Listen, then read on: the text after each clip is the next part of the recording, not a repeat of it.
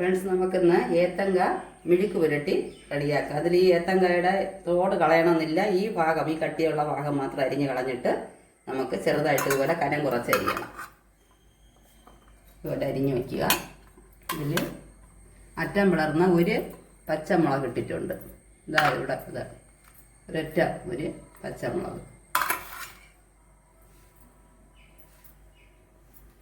കറയുള്ള വാഴയ്ക്കാണെങ്കിൽ അതിന് ആദ്യം നമ്മൾ അരി കാടി കഴുകുന്ന വെള്ളത്തിൽ കഴുകിയിട്ട് ശുദ്ധവെള്ളത്തിൽ 1-2 വെള്ളം കഴുകുമ്പോൾ വൃത്തിയാവും. ഇത് ഏത്തങ്കായ കൊണ്ട് അത്ര കറയില്ല. കഴുകി വൃത്തിയാക്കി വെച്ചിട്ടുണ്ട്. പിന്നീട് 2 സ്പൂൺ എണ്ണ ചൂടാക്കണം. വെളിച്ചെണ്ണ ഇത് തന്നെ ഉണ്ടാക്കണം, അതേ ടേസ്റ്റ്. 2 സ്പൂൺ എണ്ണ ചൂടാകുമ്പോൾ കടുകിടാം.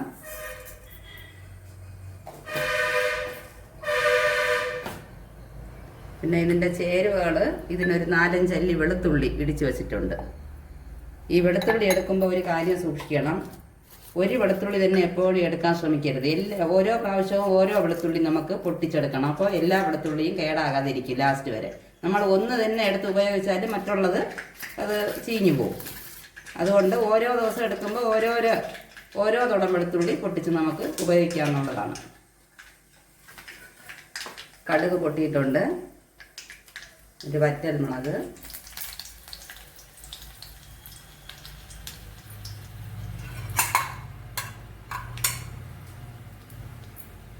വറ്റൽമുളക് മൂത്ത് വരുമ്പോൾ നമുക്ക് ഈ വാഴയ്ക്ക ഇടാം.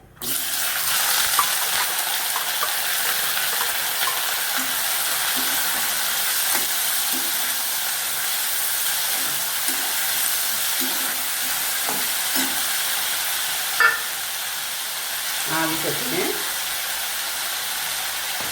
ഉപ്പ്,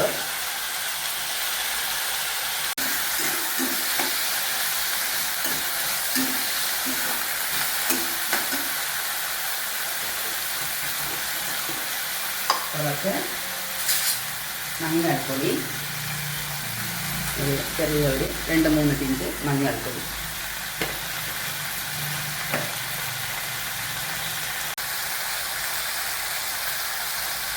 കുരുമുളക് പൊടി, ഒരു 1/4 സ്പൂൺ കുരുമുളക് പൊടി,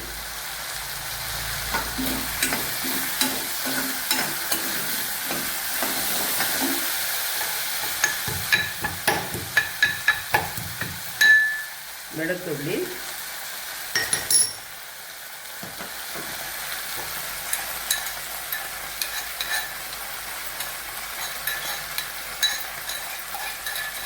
വെളുത്തുള്ളിയൊക്കെ ചേർക്കുമ്പോൾ നല്ല മണം വരും. ലോ ഫ്ലെയിമിലിടാം.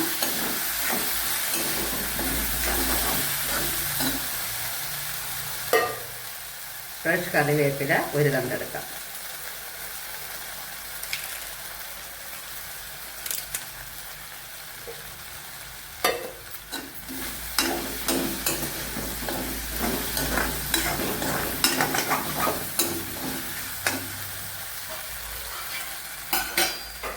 ഇത് വേകാനുള്ള വെള്ളം ഒഴിക്കുക.